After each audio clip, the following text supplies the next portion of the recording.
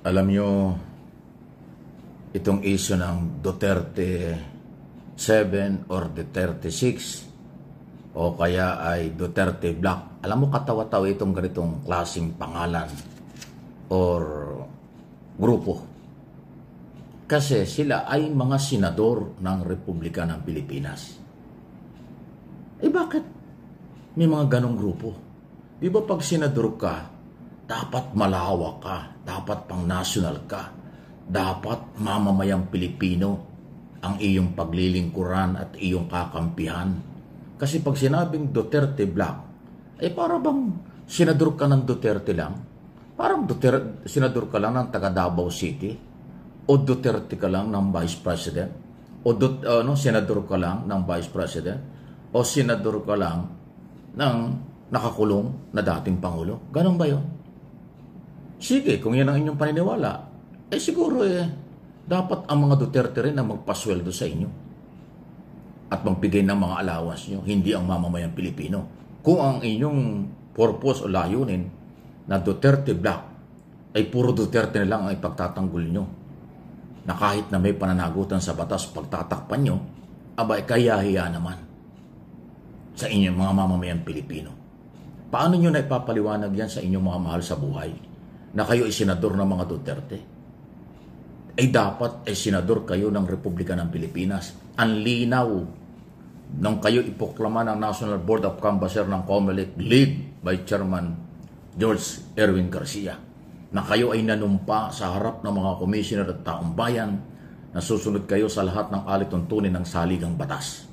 Wala namang pinanumpaan kayo na kayo ay magiging senador lang ng Duterte, na kayo ay senador o Duterte Black, nang inyong laging ipagtatanggol ay mga Duterte. Wala kayong sinumpaang tungkulin ganon. Ang inyong sinumpaang tungkulin ay maging senador ng Republika ng Pilipinas at ng lahat ng Pilipino aayon sa saligang batas, pati mga nasa abroad. Yan ang inyong sinumpaang tungkulin. Bakit inyo pang pinagmamalaki na kayo ay Duterte Black? Alam mo, kung ginaya nyo yung Kongreso na merong Makabayan Black, okay lang yun. Kasi yung mga yon ay marginalized sector. Okay lang yung marginalized sector o kaya district congressman. Kasi iisang sektor yun. Sektor nila yun. Hindi national vote ang kanilang kailangan. At kung national man yung party list, pero marginalized sector yan. Hindi katulad ng Senado, lahat ng sektor ay dapat paglingkuran ng senador kasi senador ng Republika. Yung po ang malaking pagkakaiba. Ginaya nyo yung Makabayan Black, talaga sila ay black dahil sila mayroong sektor na kinakatawan. Ang Senado, wala namang kinakatawan kung hindi ang buong Pilipinas at lahat ng Pilipino sa buong mundo. Pagkatapos ngayon, ang inyong identity ay Duterte Black, na napakasama ng imahe sa tingin ko dahil hindi katanggap-tanggap na ang senador ay mayroong kinakampihan na political party o pamilyang Pilipino o isang pamilya dito sa Pilipinas. Wow! Anong klase naman yan? Ibang klase. Ngayon, kung professional ka, naintindihan mo ang sinasabi ko. Pero kung sarado ang isip mo, DDS ka. Kaya huwag na kayong manghawa dito. Yung mga balagbag ang kaisipan, sarado ang kaisipan, wala ring alam na katulad ng iba, hindi namin kayo kailangan. Ang kailangan ko rito ay matitinong Pilipino. May pagmamahal at malasakit at prinsipyong Pilipino sa buong mundo, atin ang Pilipinas. Ayan po yan. Okay? Kaya nga po, Sir Mike, napaplastikan ako dun sa panawagan ni Robin Padilla na mag-move on na daw, kalimutan na ang impeachment, magkaisa na daw po at talakayin na ang mga mahalagang issue, mahalagang problema na kailangang solusyonan dito sa ating bansa. Yung sinasabi niya, tigilan ng pamumulitika. Yan. Napaplastikan ako. Kasi alam niyo po, paano makakapagsimula ng panibago o kaya makakapagkaisa ang mga Pilipino, ang mga pro-government at ang mga DDS kung sila mismo na mga naturingang binoto ng taong bayan ay gumagawa lamang ng isang grupo na poprotekta sa interes ng isang pamilya o ng isang tao. Diba? Kasi kita nyo, pinigilan nila ang impeachment. Diba ang impeachment po ay isang proseso, demokratikong proseso para po makita kung meron ba talagang ginawang katiwalian o napakatinding paglabag sa batas ang isang nanunungkulan sa ating bayan na impeachable. So, pinigilan po nila ang impeachment kasi nga po, kapag nagsimula ang impeachment at inilalatag na po ang mga ebidensya laban kay Sara Duterte, boom! Ayun na. Nabuksan na ang Pandora's box. At nako, napakarami pong lihim ng pamilya Duterte ang sasambulat sa sambayan ng Pilipino at hindi po nila ito kakayanin na mangyari. Bakit? Madidiskarel ang 2028 ambition ni Sara. Kaya yung sinasabi nitong si Amy Marcos na ang impeachment ay resulta ng pamumulitika at ng ambisyon daw po ng isang dambuhalang sanggol. Nako, baliktad. Baliktad. Hindi ng dambuhalang sanggol at hindi rin pamumulitika. Etong impeachment trial na ito ay resulta ng napakatagal ng sikreto ng mga Duterte na sumambulat sa taong bayan ng maging vice-presidente etong si Sara. Kasi akala ni Sara, pwede pa siyang magnakaw ng magnakaw katulad ng ginagawa nila sa Davao. Na katulad niyan, may confidential funds, intelligence funds, ang Davao, bilyon-bilyon. Kung nagawa nga sa budget ng OBP at sa budget ng DepEd, nakupitan, gamitin ang mga pangalang fiksyonal, mga hindi naman talaga totoong nag-e-exist. Katulad ni Mary Grace Piatos, Juan Miguel Owishi, si Chippy McDonald, si Amoy, Amoy, meron pa Amoy Suka Amoy, Amoy Asim. Alam niyo po kapag naimbestigahan yan, yung mga ganyang bagay na yan, ako po, lalabas talaga ang katotohanan na ang national budget natin ay talagang matagal na pong ninanakawan. Di ba? Kita nyo, panahon ni Digong, lumobo ang utang natin, 7 trilyon. Nung si Pinoy ay bumaba sa Malacanang, 6 na trilyon lang ang utang natin. Nung si Digong ang bumaba sa Malacanang, nasa 13 trilyon. 7 trilyon po ang dinagdag na utang ni Digong. More or less, mga 6.8, 6.9. Ngayon, ito pong utang na ito, naramdaman nyo ba ang ayuda nung panahon ng pandemya? Naramdaman nyo ba ang social amelioration program noong panahon ng pandemya? Diba hindi? Yung mga build program na pinaglaanan daw po ng napakaraming pondo, ilan lang ang natapos? Nasaan ang build? Nasaan din ang mga donasyon na binigay ng iba't ibang bansa? Mula Amerika, Japan, Australia, Canada, India, China. Nasaan yung mga donasyon na ibinigay?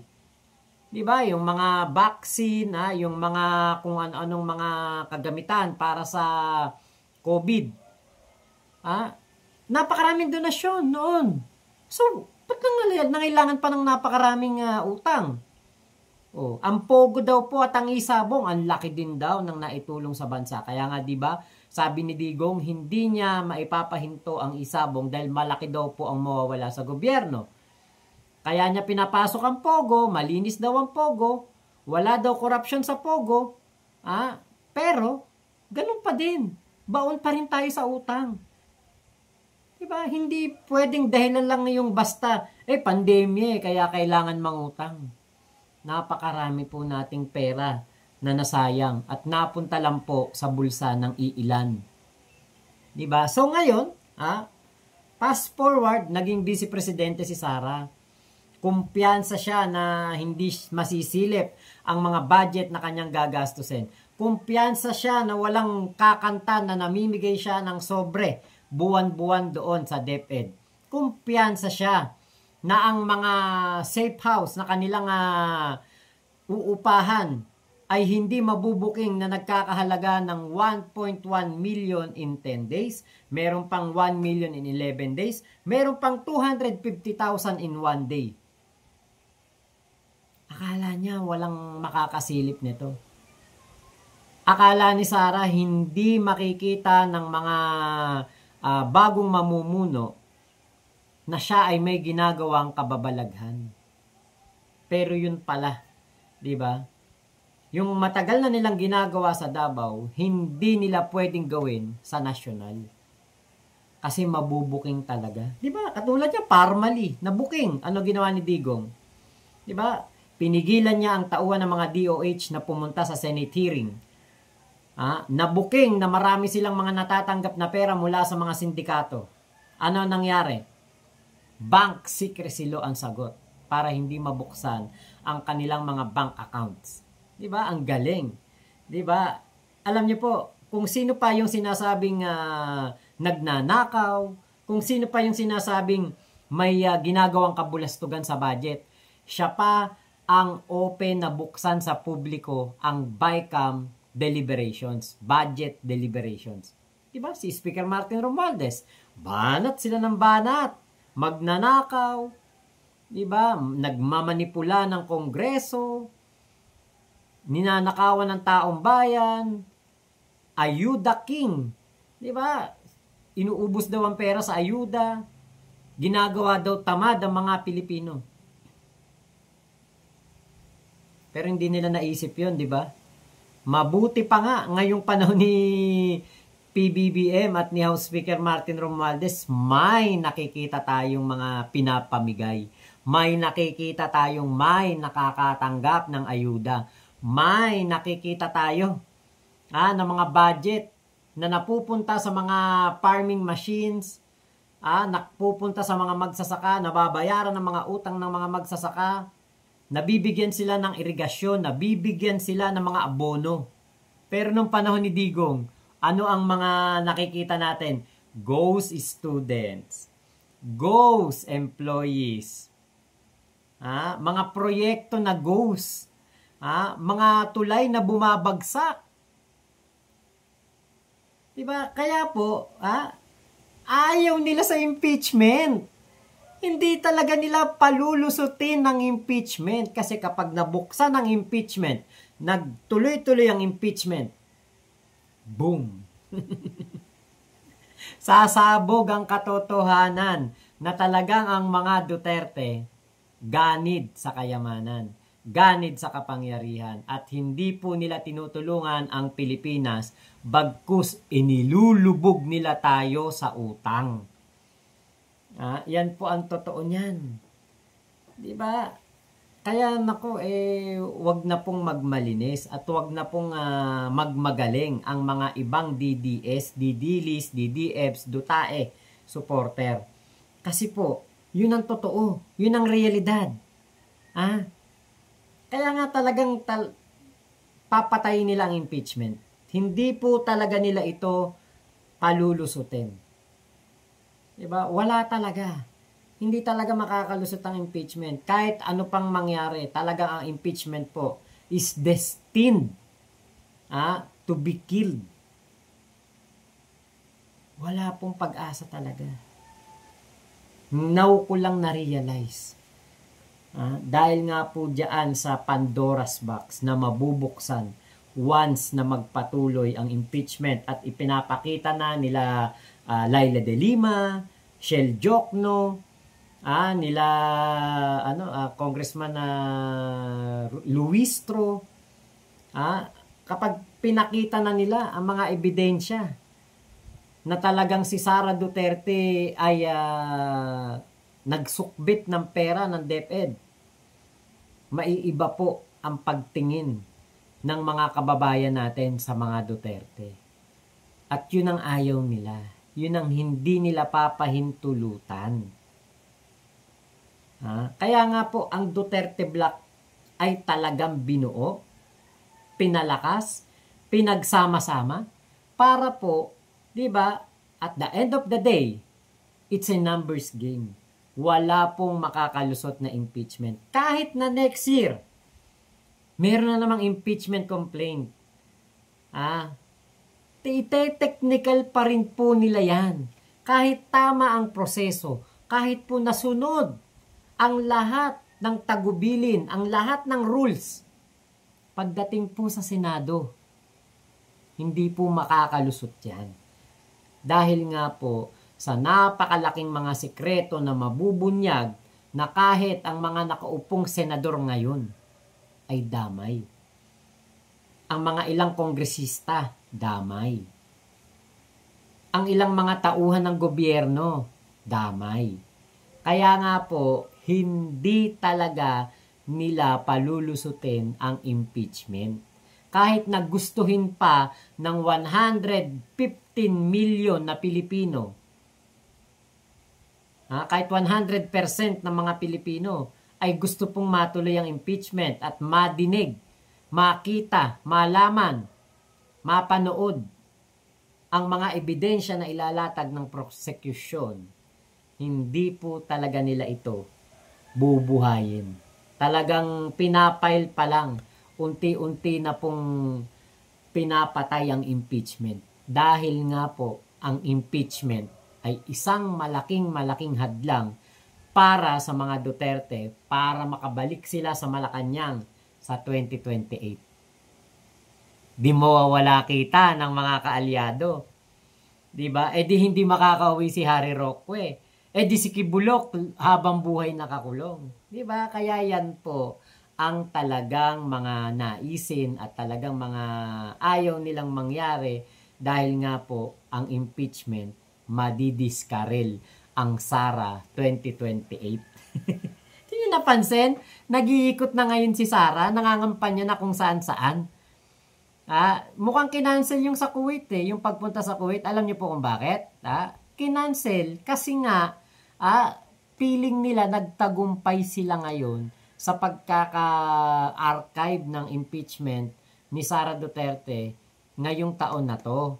'Di ba? Kaya umuwi si Sara at nagkaroon pa nga ng Thanksgiving doon sa sa Davao. Kaya talagang yan, talagang kumbaga hindi na po yan kumbaga inihinto muna ni Sara pangangampanya niya. Kasi alam niyo hindi na siya makakaikot kapag nagumpisa na po ang campaign ng 2028 election. Hindi na siya makakapunta overseas. Kaya ngayon pa lang po nangangampanya na. Oo, hindi siya nangangampanya. Hindi siya nagsasabi vote for me, iboto niyo ako. Syempre, 'di ba? Dinademanda sila ng COMELEC. 'Di ba? Election code 'yan. Kaya po hindi sila magpapahalata na sila po ay nangangampanya na. Pero yun ang totoo. Dahil ang ginagawa ni Sara, sinisiraan ng ating gobyerno, ang ating Pangulong Bongbong Marcos sa mga Pilipino overseas. Kaya kita nyo, kare-kare niya si Robin Padilla. Baka si Robin Padilla ang gawin niyang vice-presidente. Diba? Kaya, ano na lang yan? Kumbaga, pasakalya na lang, kunwari na lang na hindi nangangampanya. Pero yun po talaga ginagawa na nila. Inaagapan na po ang 2028. Habang ang mga ibang politiko at ibang mga senador, ibang mga tauhan ng gobyerno ay busy sa pagtatrabaho, si Sara Duterte busy na para sa 2028. So yun lamang po, maraming salamat Sir Mike Abe sa yung video na aking nireaksyonan. Ingat po kayo at salamat sa lahat ng ating mga kababayan, mga tropa pips na sumusuporta sa akin at kay Sir Mike Abe, Mike Abe Opinions at MA Pinoy TV dito po sa YouTube. Ingat po kayo, nasa mang panig ng mundo. Mama Chup Chup, love you. God bless us all, Pilipinas. God first.